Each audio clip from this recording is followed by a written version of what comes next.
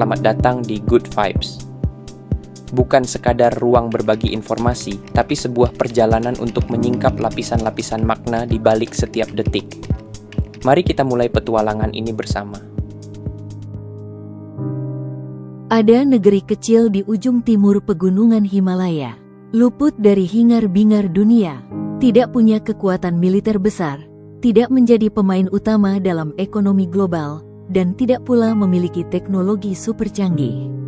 Namun negeri ini punya sesuatu yang dunia modern tengah kehilangan, kebahagiaan. Di tengah dunia yang terobsesi dengan pertumbuhan ekonomi, kecepatan, dan konsumsi, ada sebuah negara yang menolak untuk ikut berlomba. Bhutan, sebuah kerajaan mungil yang bersembunyi di balik awan, memutuskan untuk mengukur kemajuan bukan dari seberapa banyak uang yang mereka hasilkan, melainkan dari seberapa bahagia rakyatnya. Gross National Happiness, kata Raja Jigme Singye Wangchak di awal 1970-an. Itulah yang lebih penting dari Gross Domestic Product. Kalimat ini, pada saat itu, terdengar seperti lelucon eksentrik dari raja sebuah negara miskin dan terisolasi. Tetapi puluhan tahun kemudian, dunia mulai menoleh. Kita hidup di abad di mana data menjadi agama baru. Angka-angka dipuja, angka saham, angka pertumbuhan ekonomi, angka produktivitas, dan angka penghasilan. Namun, angka yang paling penting, seberapa bahagia manusia hidup nyaris tak diperhitungkan. Bhutan tidak sempurna. Negara ini punya tantangan. Terisolasi secara geografis, infrastruktur terbatas, ekonomi masih bergantung pada negara besar seperti India, dan akses informasi modern yang baru terbuka secara perlahan. Namun justru karena keterbatasan itulah, Bhutan punya peluang untuk menjaga sesuatu yang lebih langka dari emas, makna hidup. Bhutan tidak membangun gedung pencakar langit, tapi mereka membangun komunitas. Mereka tidak mengejar ekspansi pasar, tapi memperkuat identitas budaya. Mereka tidak melupakan spiritualitas di tengah modernitas, tetapi merangkainya menjadi fondasi hidup. Di negara ini, para pemimpin bertanya, akankah kebijakan ini membuat rakyat kita lebih bahagia? Sebelum bertanya, berapa keuntungan yang bisa kita hasilkan? Gross National Happiness bukanlah retorika kosong. Ia adalah sistem. Ia diukur. Ia menjadi alat ukur resmi nasional. Semua kebijakan publik di Bhutan harus melewati uji kebahagiaan terlebih dahulu. Jika sebuah kebijakan mempercepat ekonomi tapi menghancurkan komunitas, maka itu gagal, kata seorang pejabat Bhutan dalam konferensi internasional. Bhutan adalah satu dari sedikit negara di dunia yang secara konstitusional menjamin 60% hutan lindung selamanya. Di saat negara lain memperjuangkan hak menebang, Bhutan mempertahankan hak untuk bernapas. Tetapi pertanyaannya kemudian, apakah kebahagiaan itu bisa dirancang? Apakah bisa ada negara yang secara sadar dan sistematis membentuk masyarakatnya agar lebih bahagia, tanpa menjadi diktator emosi? Dalam dunia yang dibesarkan oleh paham, lebih cepat, lebih banyak, lebih besar, Bhutan berjalan perlahan. Tapi di tiap langkahnya, mereka bertanya, apakah ini membuat hidup lebih bermakna? Sebagian dari kita mungkin akan menganggap Bhutan sebagai negeri dongeng. Terlalu bersih, terlalu sederhana, terlalu tidak nyata. Tapi justru karena kita merasa itu tidak nyata, kita perlu melihatnya lebih dekat. Apa yang bisa kita pelajari dari sebuah negara yang memilih untuk tidak ikut perlombaan? Apa yang bisa dunia pelajari dari negara yang percaya bahwa kekayaan terbesar bukanlah emas, bukan dolar, bukan teknologi, tetapi batin yang damai? Bhutan, negara kebahagiaan terbesar di dunia. Sebuah perjalanan menelusuri jejak negeri yang memilih bahagia, bukan hanya sejahtera. Ada tempat yang tampak seperti potongan surga yang jatuh ke bumi dan tersangkut di puncak Himalaya. Tempat itu bernama Bhutan, negeri tersembunyi di punggung Himalaya.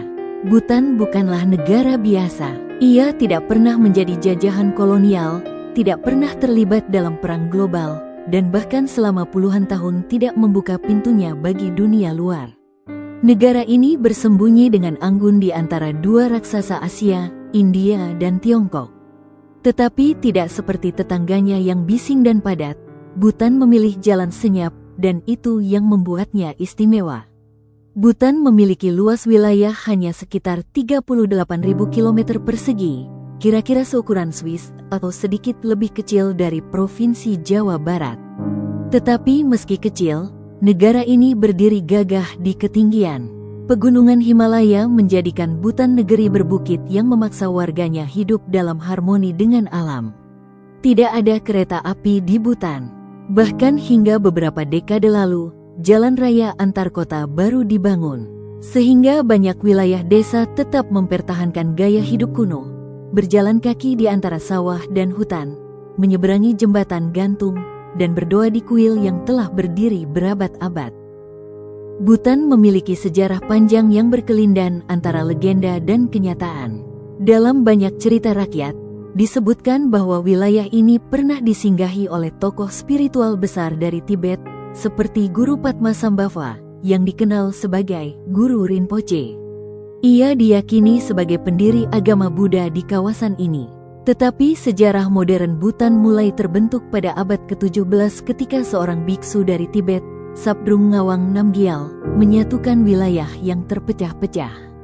Ia tidak hanya membentuk pemerintahan teokratik, tetapi juga membangun Dzong, kastil kuil khas Bhutan yang hingga kini menjadi pusat administratif dan spiritual setiap distrik. Pada tahun 1907, Bhutan menjadi kerajaan monarki dengan raja pertama dari Wangchak dinasti. Uniknya, raja-raja Bhutan bukan penguasa otoriter. Mereka dikenal sebagai pemimpin yang rendah hati dan dekat dengan rakyat. Transisi Bhutan ke demokrasi bahkan diprakarsai oleh sang raja sendiri pada awal 2000-an, sebuah langkah di dunia. Raja Bhutan menyerahkan sebagian kekuasaannya karena ia percaya bahwa kebahagiaan rakyat harus dipegang oleh rakyat sendiri, bukan hanya oleh mahkota. Tahun 2008 menjadi titik balik sejarah Bhutan. Raja keempat, Jigme Singye Wangchak, secara sukarela menyerahkan tahta kepada putranya, Jigme Khesar Namgyal Wangchak, dan mendorong transisi ke demokrasi konstitusional. Bukan karena tekanan, bukan karena revolusi, tapi karena keyakinan bahwa masa depan Bhutan harus dipilih bersama. Saya bukan raja untuk mempertahankan kekuasaan. Saya raja untuk memastikan Bhutan tetap damai dan bahagia, ujarnya suatu ketika dalam wawancara langka. Sistem demokrasi Bhutan pun tak biasa. Setiap kebijakan besar harus melewati uji dampak terhadap kebahagiaan rakyat, GNH Screening Tool. Dewan Nasional, Perdana Menteri, dan partai-partai politik beroperasi dalam batas budaya Bhutan yang kuat, kesederhanaan, spiritualitas, dan konservasi. Bhutan sangat menjaga warisan budayanya. Pakaian nasional wajib dikenakan dalam kegiatan resmi. Bahasa Dzongkha diajarkan di sekolah. Bahkan arsitektur rumah pun diatur agar mempertahankan gaya tradisional. Modernisasi tidak berarti westernisasi, ujar Menteri Informasi Bhutan. Kami ingin berkembang, tetapi tidak kehilangan jiwa. Bhutan juga punya kalender ritual yang sangat kaya. Festival keagamaan yang disebut Sechu diadakan di berbagai zong, menampilkan tarian topeng sakral yang menceritakan kisah-kisah Buddha dan legenda lokal. Seluruh warga berkumpul, bukan hanya sebagai hiburan, tetapi sebagai penanda identitas dan pengingat spiritual. Masyarakat Bhutan tidak memisahkan antara tradisi dan alam. Keduanya menyatu dalam kehidupan sehari-hari. Gunung dianggap suci, pohon dipercaya punya roh penjaga, dan sungai dianggap jalur spiritual. Ini bukan mitos, ini adalah dasar filosofi hidup mereka. Ritme hidup di Bhutan bergerak perlahan. Tidak ada lalu lintas gila. Tidak ada iklan billboard raksasa. Bahkan hingga tahun 1999, Bhutan adalah negara terakhir di dunia yang mengizinkan televisi dan internet. Tapi bagi banyak warganya, itu bukan kehilangan, itu pelindung. Pertanyaan besar muncul, bagaimana mungkin Bhutan mampu bertahan di tengah tekanan globalisasi? Jawabannya ada pada pilihan. Bhutan memilih untuk tidak terburu-buru. Mereka tidak menolak modernitas, tetapi menyaringnya. Mereka tidak mengejar pertumbuhan demi angka, tetapi demi kualitas hidup. Mereka tidak membangun jembatan ke masa depan sambil menghancurkan masa lalu. Di mana dunia berlomba-lomba meniru satu sama lain, Bhutan memilih menjadi dirinya sendiri. Barangkali, Bhutan bukanlah utopia, tapi Bhutan adalah cermin, tempat kita melihat kemungkinan dunia yang tidak hanya hidup, tetapi hidup dengan tenang. Dengan luas wilayah kecil, keterbatasan ekonomi, dan akses teknologi yang lambat, Bhutan seharusnya menjadi negara yang terlupakan. Tapi justru karena itulah, Bhutan menjadi negara yang ingin dikenang. Ia bukan negara yang ingin menaklukkan dunia. Ia ingin menaklukkan dirinya sendiri. Dan di dunia yang terlalu sering berlari, Bhutan mengajarkan kita satu hal.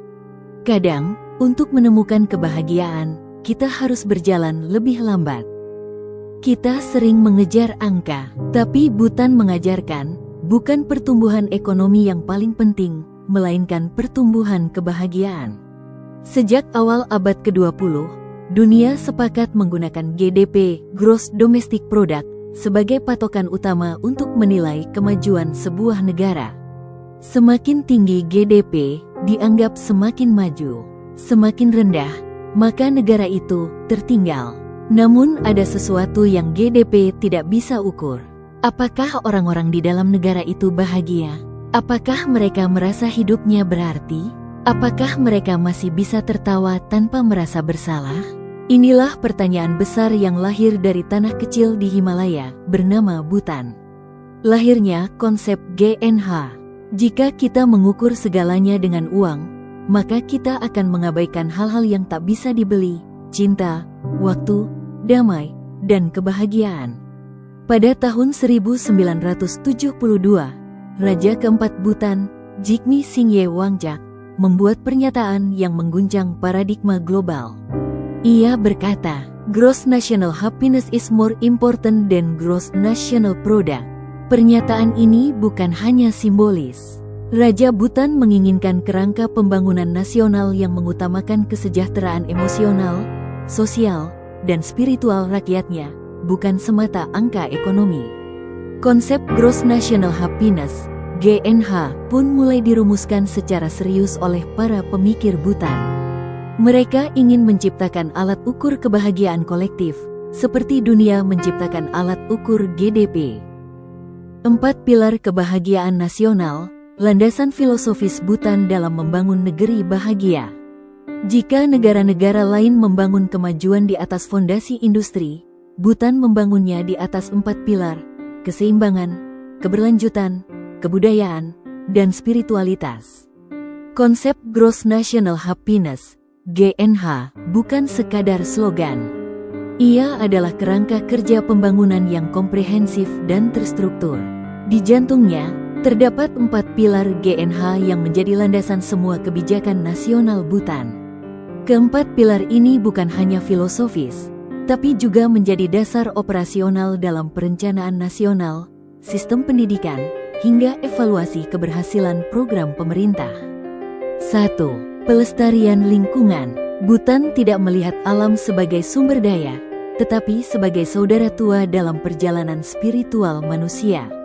Bhutan adalah satu dari sedikit negara di dunia yang menyerap lebih banyak karbon daripada yang dihasilkannya. Undang-undang Bhutan mengharuskan minimal 60% wilayahnya tetap tertutup hutan, dan saat ini, cakupan hutannya mencapai lebih dari 70%. Penjabaran lebih dalam, filosofi ekologis. Dalam kepercayaan Buddha Vajrayana yang dianut mayoritas penduduk Bhutan, alam adalah bagian dari kehidupan spiritual. Setiap pohon, gunung, dan sungai dianggap memiliki roh penjaga, spirit guardian. Kebijakan konkret, larangan penebangan komersial massal, subsidi untuk energi terbarukan, biaya karbon nol dan target netral karbon selamanya. Penggunaan kantong plastik dilarang secara nasional.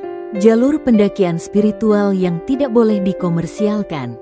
Sistem evaluasi GNH. Indikator lingkungan termasuk kualitas udara, air, keanekaragaman hayati, serta hubungan emosional masyarakat dengan alam. Kutipan, Daso Karmaura, arsitek konsep GNH Bhutan. Kami percaya jika alam bahagia, manusia juga akan bahagia.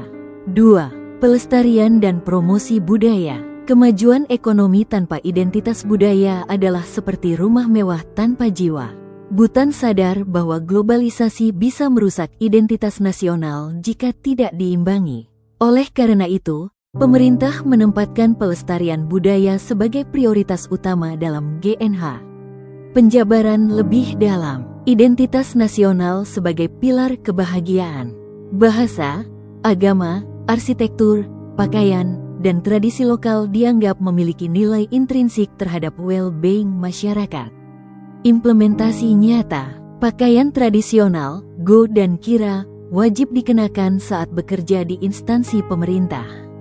Festival lokal, Sechu, dilestarikan dengan dukungan dana negara. Bahasa Zongha diajarkan sejak dini. Larangan siaran iklan asing di media Bhutan untuk menjaga nilai lokal. Pengaturan arsitektur agar rumah dan gedung tetap sesuai gaya Bhutan klasik. Indikator GNH terkait budaya, termasuk tingkat partisipasi dalam festival budaya, praktik spiritual, dan rasa bangga terhadap warisan leluhur. Kutipan, Lionpo Jigme Tinle, mantan Perdana Menteri Bhutan. Budaya bukan relik masa lalu, ia adalah napas masa kini. 3. Tata kelola yang baik, good governance. Kebahagiaan tidak bisa tumbuh dalam sistem yang korup. Pemerintah yang adil adalah penjaga kebahagiaan rakyat. Bhutan memahami bahwa tata kelola negara yang adil, bersih, dan inklusif adalah fondasi dari masyarakat yang bahagia. Oleh karena itu, good governance menjadi pilar penting dalam GNH. Penjabaran lebih dalam, peran raja yang transformatif. Raja keempat Bhutan secara sukarela menyerahkan kekuasaan absolut dan memimpin transisi menuju monarki konstitusional pada tahun 2008. Transparansi dan partisipasi publik, sistem audit nasional untuk semua program pemerintah, forum konsultasi rakyat sebelum kebijakan diterapkan. Pendidikan demokrasi sejak dini di sekolah-sekolah. Indeks kepercayaan publik terhadap institusi pemerintahan dimonitor rutin. Indikator GNH terkait tata kelola, termasuk persepsi publik terhadap keadilan, keamanan hukum, transparansi, partisipasi warga, dan pelayanan publik. Kutipan, Raja Jigme Khesar Namgyal Wangjak. Kami memilih tidak menjadi negara paling kaya, tapi negara paling bersih dari korupsi.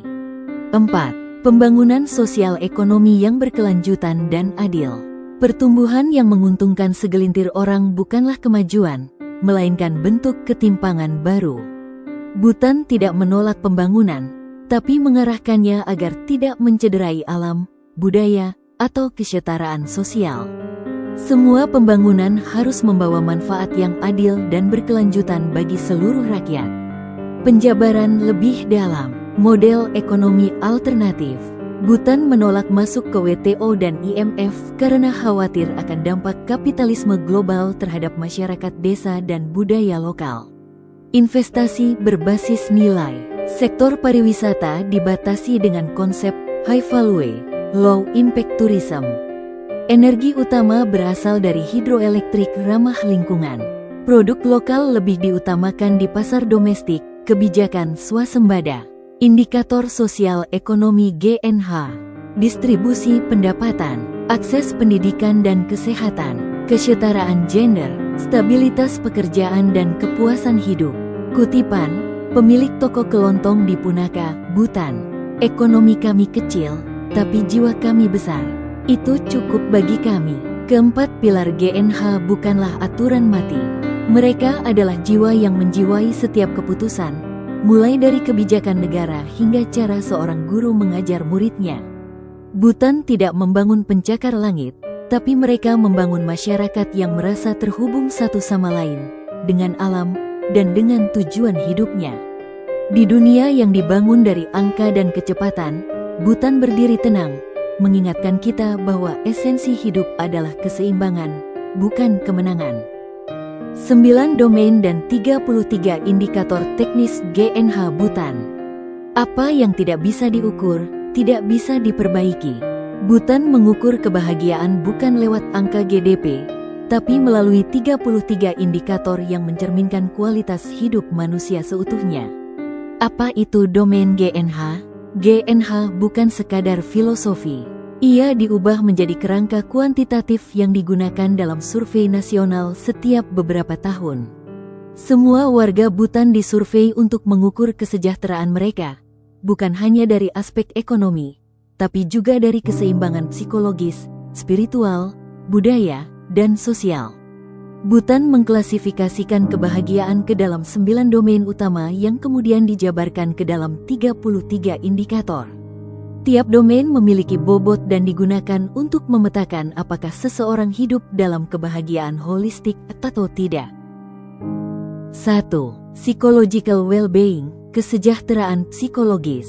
Indikator, tingkat kepuasan hidup, emosi positif dan negatif, spiritualitas, frekuensi meditasi, persepsi hidup bermakna, makna. Ini mengukur bagaimana individu merasakan hidupnya secara internal, apakah mereka merasa bahagia, damai, dan memiliki makna hidup. Contoh pertanyaan survei, seberapa sering Anda merasa damai dalam seminggu terakhir? Apakah Anda merasa hidup Anda memiliki tujuan? 2. Health, kesehatan fisik dan mental. Indikator, kesehatan diri, status disabilitas, durasi tidur, makna. Bukan hanya soal bebas dari penyakit, tetapi apakah warga tidak terlalu lelah, tidak stres, dan memiliki tidur berkualitas. Bhutan juga mengintegrasikan pengobatan modern dan tradisional Tibet Buddha, Sowa Rigpa. 3. Time use, penggunaan waktu.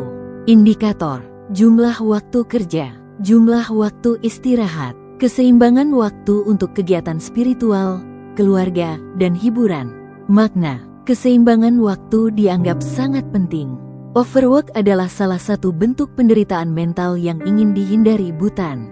Rata-rata warga Bhutan memiliki waktu lebih seimbang antara kerja dan kehidupan dibanding negara-negara industri. 4. Education, pendidikan dan literasi. Indikator, literasi dasar, pengetahuan budaya dan lingkungan, tingkat partisipasi pendidikan, makna. Pendidikan yang dinilai bukan hanya akademik, tapi juga pengetahuan lokal, kesadaran budaya, dan ajaran moral. Pendidikan gratis di Bhutan dari tingkat dasar hingga universitas. 5. Cultural diversity and resilience, keberagaman budaya dan ketahanan tradisi. Indikator, partisipasi dalam acara budaya, praktik budaya tradisional, persepsi terhadap pelestarian budaya, makna. Kehidupan budaya dianggap tulang punggung spiritual, kebahagiaan. Semakin terlibat seseorang dalam budayanya, semakin tinggi skor gennya. 6. Good governance, tata kelola yang baik. Indikator, kepercayaan terhadap pemerintah, persepsi korupsi, persepsi hak-hak sipil, makna. Pemerintah yang adil dan partisipatif dianggap penting. Masyarakat dilibatkan dalam evaluasi transparansi dan akses terhadap pelayanan publik. 7. Community vitality, kehidupan komunitas dan sosial. Indikator, hubungan sosial dan saling percaya. Tingkat kekerasan domestik, partisipasi dalam kegiatan sosial, makna. Hubungan antar warga yang kuat adalah faktor kebahagiaan penting. Community vitality mencegah kesepian dan alienasi sosial. 8. Ecological diversity and resilience, ekologi dan ketahanan alam. Indikator, persepsi terhadap kualitas udara, air, dan keanekaragaman hayati.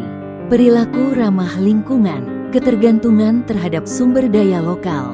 Makna, kebahagiaan diukur dari relasi manusia dengan alam. Warga diajak berpikir ekologis dan menjadi bagian dari sistem keberlanjutan. 9. Living standard, standar hidup layak. Indikator, pendapatan rumah tangga, kepemilikan aset dasar, kecukupan perumahan dan fasilitas. Makna, ini adalah satu-satunya domain ekonomi dalam GNH dan tidak menjadi penentu utama kebahagiaan. Fokusnya adalah cukup, bukan berlebih. Bagaimana skornya dihitung? Setiap warga yang mengikuti survei GNH diberi skor berdasarkan 33 indikator. Hasilnya, orang sangat bahagia memenuhi 77% indikator. Orang cukup bahagia memenuhi 66-76%. Orang sedikit bahagia 50-65%. Orang tidak bahagia di bawah 50%. Tujuan Bhutan bukan membuat semua orang sangat kaya, tapi agar mayoritas rakyatnya mencapai kebahagiaan holistik secara nyata. Mengukur yang tak terukur. Barat mengukur output, kami mengukur keseimbangan. Barat mengukur produktivitas, kami mengukur harmoni. Bhutan menunjukkan kepada dunia bahwa pengukuran kebahagiaan bisa dibakukan secara ilmiah tanpa kehilangan nilai spiritual dan budaya. Ini adalah bentuk keberanian dalam melawan arus dunia modern, membangun bukan hanya dari batu dan baja, tapi dari makna dan keutuhan hidup manusia. Ketika dunia terkejut dan terkagum, pada tahun 2011, Bhutan membawa konsep GNH ke panggung dunia lewat sidang umum PBB. Dan dunia tercengang. Beberapa negara mulai mencoba menyesuaikan. Inggris mulai mengukur National Wellbeing. OECD, Organisasi Kerjasama dan Pembangunan Ekonomi, merilis Better Life Index. Namun hanya Bhutan yang membangun seluruh sistem negaranya dari GNH, bukan sekadar pelengkap. Apakah semua warga Bhutan bahagia? Tentu tidak semua. Bhutan bukan surga mutlak. Masih ada kemiskinan, masih ada tantangan akses pendidikan dan kesehatan, terutama di wilayah terpencil. Ada pula generasi muda yang mulai mempertanyakan apakah dunia luar menawarkan lebih dari yang bisa diberikan Bhutan. Tapi survei GNH menunjukkan mayoritas warga merasa hidup mereka bermakna dan cukup. Bukan karena mereka kaya, tetapi karena mereka memiliki komunitas, keyakinan, dan rasa memiliki terhadap negara mereka. Wawancara warga Bhutan. Kami tidak punya semua hal, tapi kami tidak hidup dalam ketakutan. Dan kami tidak pernah merasa sendirian. Di Desa Ura, pembangunan dilakukan berbasis komunitas. Sekolah tidak hanya mengajarkan matematika dan sains, tetapi juga meditasi dan filosofi hidup. Kegiatan warga seperti gotong royong, panen bersama, dan ritual keagamaan menjadi bagian dari kalender negara. Hasilnya, angka kesehatan mental tinggi, tingkat kejahatan mendekati nol, hubungan antar warga sangat erat, tingkat migrasi ke kota sangat rendah. Wawancara kepala desa. Di sini, kamu tidak kaya karena uang. Kamu kaya karena kamu punya orang-orang yang mencintaimu. GNH, ideal atau ilusi? Para kritikus menyebut GNH sebagai utopia yang tidak realistis. Mereka berargumen bahwa di era teknologi, globalisasi, dan kompetisi, tidak mungkin negara bisa tumbuh hanya dengan mengandalkan kebahagiaan. Namun Bhutan membuktikan sebaliknya. Meski GDP-nya tidak besar, negara ini memberikan pendidikan dan kesehatan gratis, memiliki kebijakan konservasi hutan terbaik dunia, tingkat korupsi rendah, stabil secara politik. Barangkali bukan Bhutan yang naif. Mungkin justru dunia yang telah terlalu lama buta oleh angka. GNH bukanlah alat ajaib. Ia bukan jalan pintas. Tapi ia adalah perlawanan sunyi terhadap obsesi dunia terhadap uang dan kekuasaan. Bhutan memilih jalan berbeda, jalan lambat, jalan sunyi, jalan yang banyak ditertawakan, tapi juga diam-diam dikagumi. Kebahagiaan bukan tujuan akhir. Ia adalah cara kita berjalan. Dan Bhutan, dengan segala keterbatasannya, memilih berjalan dengan senyum. Bagaimana Bhutan mengubah filosofi menjadi kebijakan nyata? Kebahagiaan tidak tinggal di awan idealisme. Di Bhutan, ia berjalan di tanah dalam bentuk regulasi, program publik, dan cara hidup sehari-hari. Dari konsep ke kebijakan, di banyak negara, filosofi sering berakhir di buku putih dan poster kampanye. Di Bhutan, Gross National Happiness, GNH, bukan hanya slogan, tetapi kerangka kerja pemerintahan nasional. Semua kebijakan besar wajib diuji melalui GNH Policy Screening Tool, semacam saringan kebahagiaan. Sebelum sebuah undang-undang disahkan atau proyek dibangun, pemerintah bertanya, apakah kebijakan ini meningkatkan keseimbangan waktu warga? Apakah ia mendukung komunitas, lingkungan, dan warisan budaya? Apakah ia menciptakan harmoni psikologis? Jika tidak, maka proyek bisa dibatalkan, meskipun secara ekonomi menjanjikan. Contoh nyata, sebuah proposal pembukaan tambang batubara ditolak karena berisiko merusak ekologi dan komunitas lokal, meski secara ekonomi menjanjikan pertumbuhan PDB. Penerapan nyata di berbagai bidang. 1. Kesehatan, integrasi medis modern dan tradisional. Bhutan menyediakan layanan kesehatan gratis bagi seluruh warga, termasuk pengobatan tradisional Tibet Buddha, Sowa Rigpa. Rumah sakit memiliki ruang khusus meditasi bagi pasien dan keluarga. Program pencegahan stres melalui retret meditasi untuk pekerja publik diterapkan sejak 2014. 2. Pendidikan, sekolah kebahagiaan. Kurikulum nasional mengintegrasikan well-being dan pelajaran nilai-nilai Bhutan. Anak-anak diajarkan meditasi, refleksi harian, dan latihan belas kasih. Di banyak sekolah, kegiatan pagi bukan hanya apel, tapi juga sesi doa dan latihan pernapasan sadar. Contoh, di sekolah menengah Bailing, guru dan murid duduk dalam lingkaran setiap pagi untuk check-in emosional, membagikan perasaan sebelum belajar dimulai. 3. Lingkungan hidup, konstitusi hijau. Konstitusi Bhutan menetapkan bahwa 60% wilayah negara harus tetap berupa hutan. Bhutan adalah satu-satunya negara karbon negatif di dunia, menyerap lebih banyak karbon daripada yang dihasilkannya.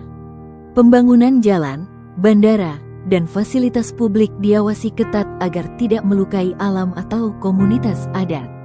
4. Perumahan dan komunitas. Pemerintah mendorong sistem gotong royong, Zapto Lemi, dalam pembangunan rumah desa. Program subsidi rumah berbasis kebersamaan diutamakan, terutama untuk keluarga besar dan multigenerasi. Komunitas lokal diberdayakan untuk mengelola festival budaya sendiri, bukan oleh lembaga komersial. 5. Ekonomi, cukup, bukan berlebih. Pendekatan ekonomi Bhutan bukan tentang pertumbuhan tanpa batas, tetapi kecukupan berkelanjutan. Pemerintah mendukung pertanian organik, usaha kecil berbasis komunitas, dan kerajinan lokal. Sektor pariwisata diberi batas ketat lewat kebijakan high value, low volume. Turis dikenai biaya harian tinggi agar kunjungan lebih berkualitas dan tidak merusak ekosistem budaya. Setiap 5 tahun, Center for Bhutan Studies menyelenggarakan survei nasional GNH.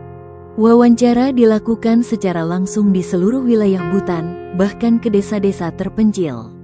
Pertanyaan meliputi, apakah Anda memiliki cukup waktu untuk keluarga? Seberapa sering Anda terlibat dalam kegiatan budaya? Apakah udara di lingkungan Anda bersih? Seberapa besar kepercayaan Anda terhadap pemerintah? Hasil survei digunakan untuk mengevaluasi kebijakan publik, menentukan alokasi anggaran, memperbarui indikator dan domain bila diperlukan. Survei terakhir mencatat peningkatan signifikan dalam domain community vitality dan psychological well-being, tetapi penurunan kecil pada domain time UC akibat beban kerja warga kota yang meningkat. Tak ada filosofi yang sempurna. Bahkan kebahagiaan pun bisa gagal tanpa kesadaran dan perbaikan terus-menerus. Meskipun menginspirasi, GNH juga menghadapi sejumlah tantangan. Kesenjangan kota-desa. Beberapa warga desa merasa tertinggal dalam hal infrastruktur dan pendidikan. Generasi muda dan globalisasi. Anak muda semakin terpapar budaya luar dan menganggap GNH terlalu lambat dan kuno. Tantangan muncul dalam mempertahankan tradisi tanpa mematikan modernitas. Transparansi dan evaluasi. Beberapa peneliti menyatakan kurangnya dokumentasi terbuka soal bagaimana skor GNH memengaruhi keputusan politik secara langsung. Bhutan menerima kritik ini sebagai bagian dari proses. Pemerintah secara terbuka menyebut GNH sebagai living philosophy, bukan dogma, tapi sistem yang terus berkembang. Di Bhutan, kebahagiaan bukan retorika. Ia adalah kebijakan. Ia disusun, dijalankan, dan diawasi. Ia bukan utopia, tapi arah jalan agar kehidupan tidak hanya sukses, tapi utuh. Hidup di negeri GNH, cerita dari warga Bhutan. Di mana ada ketenangan, di sanalah rumah hati. Dan di Bhutan, ketenangan itu tumbuh dari dalam diri. Jam 6 pagi, kabut belum mengangkat dirinya dari lembah Punaka, salah satu dataran paling subur di Bhutan. Warga desa mulai beraktivitas, bukan tergesa, bukan dengan wajah tegang seperti kita temukan di stasiun-stasiun kereta metropolitan, melainkan dengan langkah perlahan dan senyum tulus. Bagi kebanyakan dari kita, pagi adalah perlombaan. Di Bhutan, pagi adalah persembahan. Wawancara, pemuda bernama Sonam. Namanya Sonam Dorji. Usianya 26 tahun. Ia bekerja sebagai guru SD di desa. Dan seperti pemuda lainnya di Bhutan, ia memiliki pertanyaan yang sama dengan kita. Apa artinya hidup bahagia? Aku tidak punya mobil, tidak punya iPhone. Tapi setiap hari aku bangun, melihat anak-anak belajar dan pulang dengan damai. Itu cukup. Sonam adalah bagian dari generasi muda Bhutan yang tumbuh di antara dua dunia, dunia GNH dan dunia digital. Ia punya akun Instagram. Ia tahu tentang Netflix dan YouTube. Tapi dia memilih tinggal di desanya. Banyak teman seangkatanku pindah ke Thimphu. Tapi aku suka desa. Di sini, kamu bisa mendengar burung bernyanyi setiap pagi. Kamu tahu nama tetanggamu. Kamu merasa hidup. Sains modern menyebut ini sebagai subjective well-being, perasaan cukup, puas, dan damai, meskipun secara materi tidak berlebih. Di Bhutan, kesederhanaan bukanlah kemiskinan. Ia adalah pilihan gaya hidup. Masyarakat Bhutan cenderung memprioritaskan waktu bersama keluarga, kegiatan spiritual, meditasi, doa, pergi ke biara, interaksi komunitas. Alam sebagai bagian dari kehidupan, bukan alat eksploitasi. Warga lansia bernama Om Choden. Aku tidak bisa membaca, tapi aku tahu cara membuat mentega dari susu yaks, dan aku tahu siapa yang lapar di desa ini. Itu cukup untuk membuatku merasa berguna. Cerita dari seorang biksu muda, namanya Kinley. Ia baru berusia 11 tahun ketika ia memutuskan menjadi biksu. Kinley, aku ingin jadi biksu karena aku suka tenang. Di sini, aku belajar doa, tapi juga belajar mengenali pikiranku sendiri. Kinley adalah bagian dari tradisi panjang Bhutan, spiritualitas sebagai fondasi pendidikan. Di Bhutan, biara bukan hanya tempat doa, ia adalah pusat pengembangan karakter dan komunitas. Banyak anak-anak dari keluarga sederhana dikirim ke biara bukan karena paksaan, tapi karena dianggap jalan terbaik untuk memahami dunia batin. Bhutan tidak memiliki pusat perbelanjaan besar. Tidak ada euforia Black Friday. Tapi mereka punya Sechu, perayaan tahunan berbasis spiritual yang dipenuhi warna, tarian topeng, dan rasa syukur. Warga muda perempuan, Sonam Pem. Ini saat di mana semua orang bisa berkumpul, berbagi makanan, menari, dan berdoa bersama. Kita tidak butuh alasan lain untuk bahagia. Berbeda dengan sistem pendidikan barat yang menekankan kompetisi dan angka, sekolah-sekolah di Bhutan menanamkan nilai-nilai seperti meditasi setiap pagi, pendidikan karakter dan belas kasih, pengetahuan lingkungan hidup, mengukur keberhasilan bukan dari nilai ujian, tapi dari perilaku sosial dan kerjasama.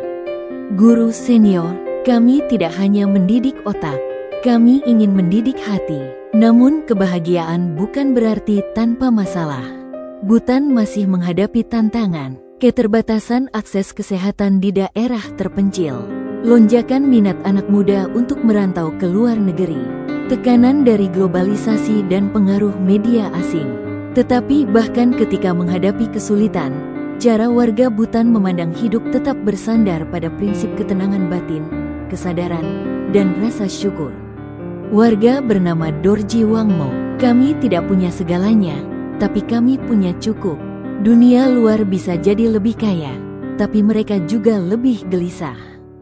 Mengapa Bhutan berbeda? Apa yang membuat Bhutan bisa bertahan dengan konsep ini ketika dunia lain mengejar kecepatan dan kompetisi? Jawabannya bisa jadi adalah skala kecil dan sistem nilai yang kolektif. Dengan jumlah penduduk hanya sekitar 750.000 jiwa dan pemerintahan berbasis konstitusi raja demokratis, Bhutan memiliki kapasitas untuk mendengar rakyatnya.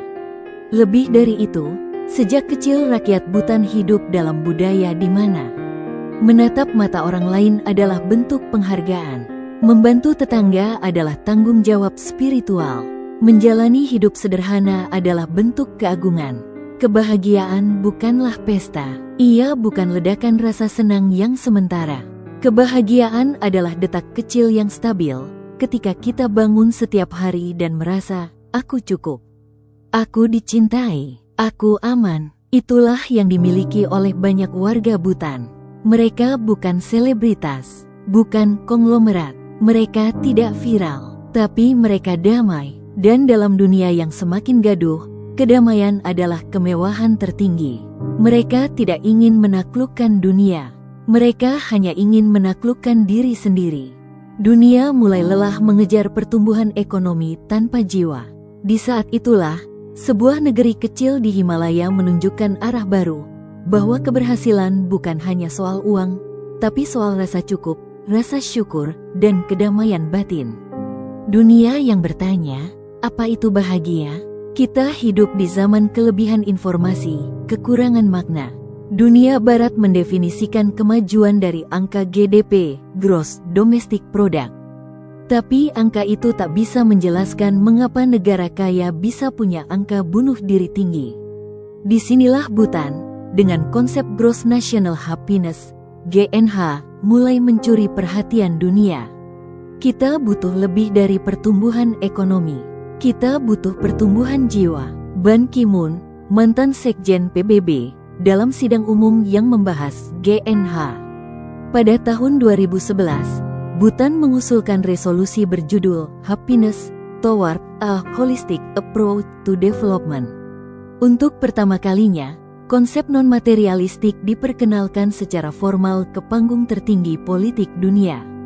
Delegasi Bhutan, kami tidak menentang pembangunan. Kami hanya ingin mengingatkan dunia bahwa pembangunan yang mengabaikan jiwa manusia akan menciptakan masyarakat yang terbelah. Resolusi tersebut didukung oleh 66 negara, termasuk Jepang, Inggris, dan Kanada. Negara-negara yang mengadopsi semangat Bhutan. Selandia Baru, Anggaran Nasional untuk Kesejahteraan Mental. Pada tahun 2019, Selandia Baru menjadi negara maju pertama yang mengadopsi pendekatan serupa GNH dalam anggaran nasionalnya. Fokusnya adalah kesehatan mental masyarakat, pengurangan kemiskinan anak, perlindungan lingkungan, hubungan sosial dan budaya Maori. Selandia Baru sadar, pertumbuhan ekonomi tidak berarti apa-apa jika rakyatnya kesepian, depresi, dan merasa tak berarti. Jepang, GNH di Kota Suwa. Di Kota Suwa, Prefektur Nagano, Jepang bereksperimen dengan indeks kebahagiaan kota yang mengadopsi prinsip-prinsip GNH. Waktu luang dan hubungan sosial, rasa terhubung dengan alam, kehidupan spiritual. Wali Kota Suwa, kita bisa membangun kota pintar, tapi jika warganya stres dan kesepian, apa gunanya teknologi? Finlandia, pendidikan berbasis keseimbangan.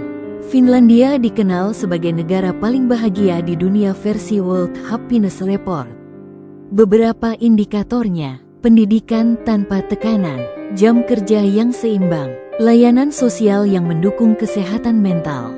Finlandia dan Bhutan menunjukkan dua sisi mata uang yang sama, satu dengan pendekatan utara yang sejuk dan sistemik, satu dengan pendekatan selatan yang hangat dan spiritual. Korporasi dan dunia bisnis mulai melek kebahagiaan. Konsep corporate wellness dan conscious capitalism berkembang pesat. Perusahaan seperti Google, Patagonia, Salesforce telah mengadopsi kebijakan berbasis kesejahteraan karyawan, waktu meditasi dan refleksi, cuti panjang untuk kesehatan mental, Lingkungan kerja yang menghargai manusia sebagai manusia, bukan mesin produktivitas. Dunia bisnis mulai sadar, karyawan bahagia bukan hanya bekerja lebih baik, mereka menciptakan masa depan yang lebih berkelanjutan. Tantangan adaptasi, bisakah GNH diterapkan secara global? Profesor Ekonomi dari Harvard, GNH bukan sekadar indeks. Ia adalah kultur, dan kultur tidak bisa diunduh seperti aplikasi. Mengadopsi GNH di negara-negara besar dan kompleks bukan tanpa tantangan. Ketimpangan ekonomi yang ekstrim, budaya konsumerisme yang sudah mengakar, konflik sosial dan identitas yang belum tuntas. Namun di tengah kerumitan itu, ada satu hal yang bisa ditanam. GNH sebagai nilai dasar kehidupan, bukan sebagai pengganti sistem ekonomi, tapi sebagai kompas moral. Setiap langkah kecil menuju kehidupan yang lebih seimbang adalah bagian dari revolusi sunyi yang dimulai dari pegunungan Himalaya. Lembaga internasional dan riset GNH, organisasi seperti OECD, WHO, dan World Bank kini memiliki unit yang secara khusus mempelajari well-being masyarakat. Beberapa inisiatif penting, World Happiness Report, disusun oleh Sustainable Development Solutions Network, OECD Better Life Index, WHO Mental Health and Well-being Framework, peneliti dari London School of Economics. Bhutan mungkin kecil, tapi dari mereka, kami belajar bahwa data ekonomi harus disandingkan dengan data emosi. Revolusi sunyi, komunitas mikro yang meniru Bhutan. Dari timur ke barat, utara ke selatan, bermunculan komunitas yang menjadikan slow living, minimalisme, dan mindfulness sebagai nilai utama. Anggota komunitas, Transition Town di Inggris.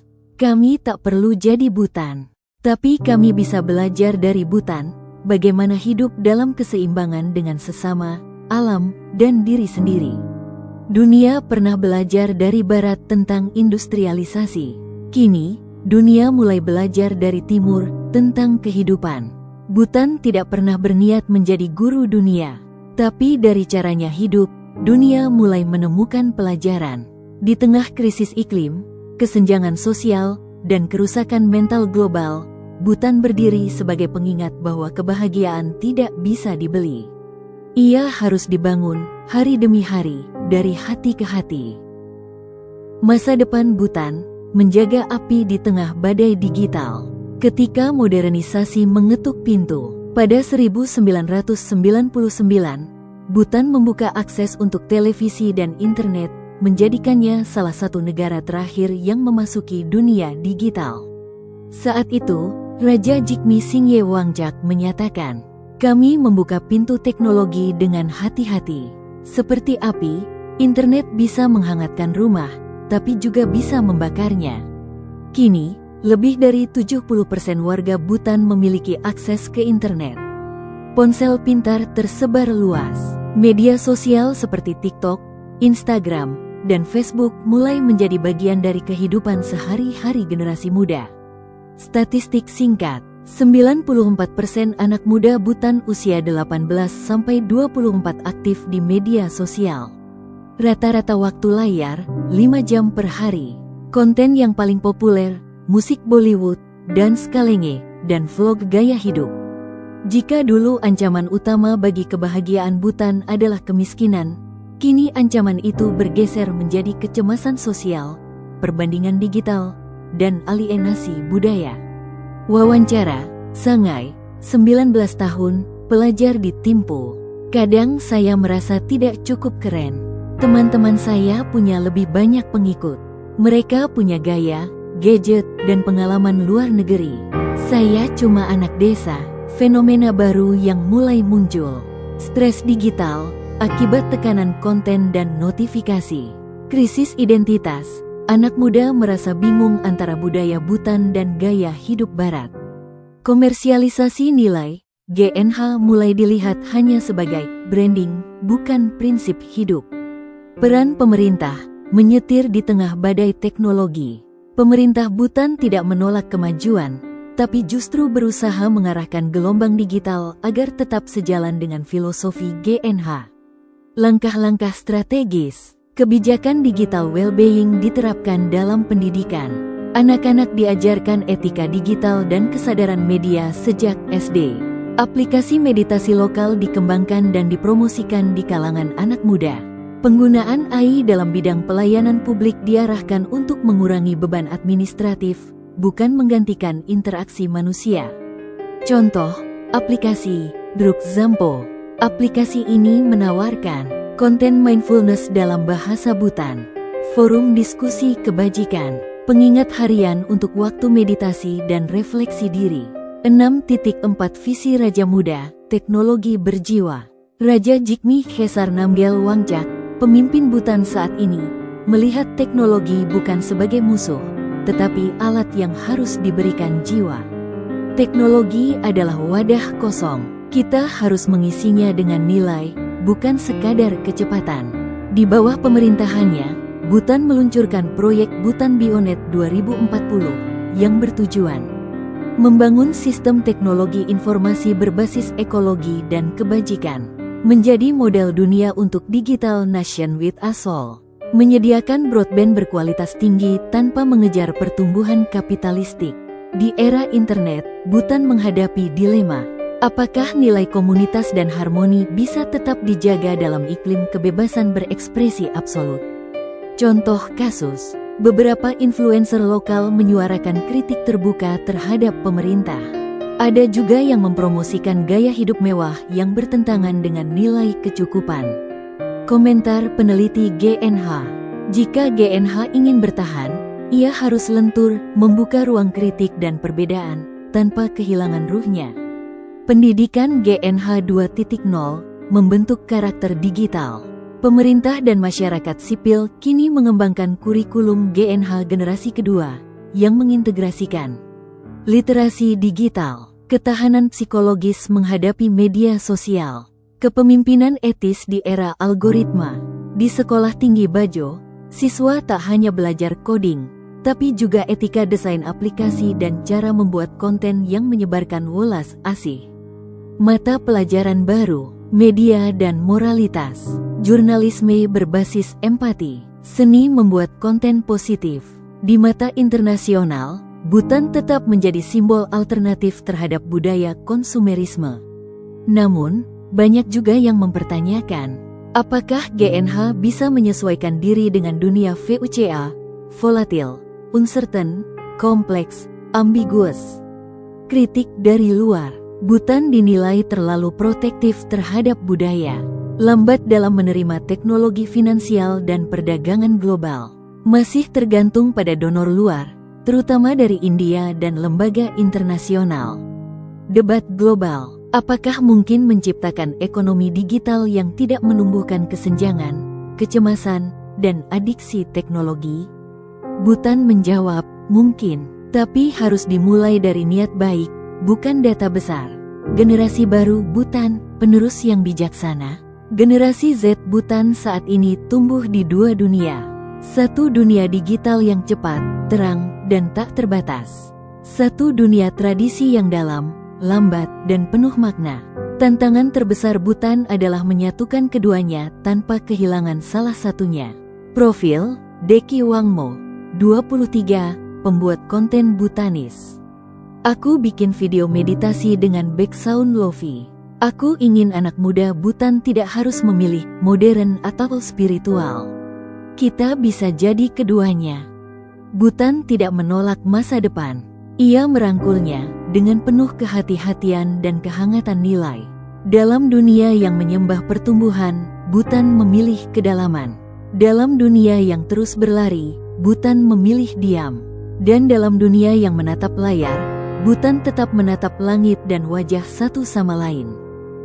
Di dunia yang memuja ukuran besar, cepat, kuat, Butan berdiri kecil, tenang, dan tampak tak penting dalam peta geopolitik dunia. Namun justru dari ketenangan itulah terdengar suara yang paling jujur. Hidup bukan soal berapa banyak kita punya, tapi bagaimana kita menjalani apa yang sudah ada. Butan tak punya jutaan pengikut di media sosial. Tapi Bhutan memiliki jutaan doa yang terbang bersama angin Himalaya. Ia tak punya gedung pencakar langit, tapi ia punya nilai yang meninggi. Dan disinilah paradoks dimulai. Dalam keheningan gunung, kita mendengar kebenaran yang paling keras. Apakah kebahagiaan bisa diukur? Banyak yang skeptis saat mendengar tentang gross national happiness. Apa mungkin kebahagiaan diukur? Bagaimana bisa sebuah negara menjadikannya kebijakan? Apakah itu nyata atau sekadar utopia yang dipoles untuk turis? Semua pertanyaan itu sah. Dunia yang lelah oleh janji manis memang sudah jenuh terhadap konsep idealisme. Tapi di Bhutan, kebahagiaan bukan sekadar skor. Ia adalah cara pandang, bukan angka akhir, tapi kompas yang menuntun langkah. Kebahagiaan bukan tujuan, ia adalah arah. Dan justru karena itulah ia lebih nyata dari sekadar angka GDP. Lihatlah dunia hari ini. Kita terhubung dengan jutaan orang lewat ponsel, tapi merasa semakin sepi. Kita punya lebih banyak barang, tapi merasa hampa. Kita berpacu, tapi tak tahu kemana arah. Bhutan seperti bisikan lembut di tengah keramaian. Berhentilah sejenak, dengarkan dirimu sendiri, dengarkan dunia yang tak bersuara. Ketika dunia tenggelam dalam perbandingan, Bhutan mengajak kita kembali pada keseimbangan. Ketika dunia mengejar lebih, Bhutan mengingatkan arti dari cukup. Ketika dunia hidup dari luar ke dalam, Bhutan mengajak hidup dari dalam keluar. Kebahagiaan itu sederhana, tapi tidak sederhana. Jangan salah sangka, Bhutan bukan surga. Mereka punya kemiskinan, ketidaksetaraan, dan tantangan. Tapi yang membedakan mereka bukan absennya masalah, melainkan cara mereka memaknainya. Kami tidak mencari kehidupan tanpa penderitaan. Kami mencari makna dalam penderitaan. Para biksu tidak hidup tanpa kesulitan, tapi mereka menjadikannya bagian dari latihan batin. Petani di lembah tidak punya banyak uang, tapi punya waktu untuk berbagi cerita dan senyum. Anak-anak berjalan kaki ke sekolah di tengah kabut, tapi tak kehilangan cahaya di mata mereka. Pelajaran untuk kita semua. Apakah negara Anda bisa seperti Bhutan? Apakah kota modern bisa meniru GNH? Apakah kita, yang hidup di dunia bising ini, bisa mempraktikkan prinsip Bhutan? Jawabannya mungkin tidak secara penuh. Tapi kita bisa mengambil potongan kecil kearifan Bhutan dan menanamkannya di tanah kehidupan kita masing-masing. Mulailah hari dengan rasa syukur, bukan notifikasi. Ukur kesuksesan bukan dari jumlah, tapi dari makna. Jangan kejar kebahagiaan, berjalanlah dengan nilai-nilai yang membawanya. Jadikan waktu luang sebagai kemewahan, bukan gangguan. Dan jika bisa, sesekali, diamlah. Dengarkan detak jantungmu sendiri. Kebahagiaan adalah kesenian mencintai hidup apa adanya. Cerita Bhutan bukan cerita yang berakhir di sini. Ia masih ditulis, setiap hari, setiap napas, setiap keputusan. Di setiap biksu yang menyalakan lilin di pagi hari, di setiap anak yang membaca tentang GNH di sekolah, di setiap pemimpin yang memilih nilai daripada angka, dan mungkin di setiap hati yang pernah mendengar kisah ini dan memilih untuk berubah. Jika dunia adalah buku, maka Bhutan adalah halaman yang paling jarang dibuka, tapi paling layak dibaca. Dan jika hidup adalah perjalanan, maka Bhutan adalah pengingat bahwa tujuan terpenting bukan tempat yang kita tuju, melainkan cara kita melangkah. Kita telah berjalan menelusuri jalan-jalan sunyi Bhutan. Kita telah menyelami kebijaksanaan yang mengakar di tengah dunia yang serba cepat. Dan kini, tibalah saatnya kita kembali. Namun sesungguhnya, kita tidak pulang dengan tangan kosong. Kita pulang membawa satu hal yang selama ini kita cari. Sebuah arah, bukan tujuan. Karena kebahagiaan sejati bukan di puncak gunung yang jauh, tapi dalam langkah kaki yang sadar, dalam hati yang memilih cukup, dalam hidup yang dijalani dengan makna. Terima kasih telah menonton. Jika kisah ini menyentuh hati Anda, bantu kami menyebarkan kehangatannya. Jangan lupa like, subscribe, dan bagikan. Bukan demi algoritma, tapi demi harapan. bahwa dunia yang lebih bahagia masih mungkin.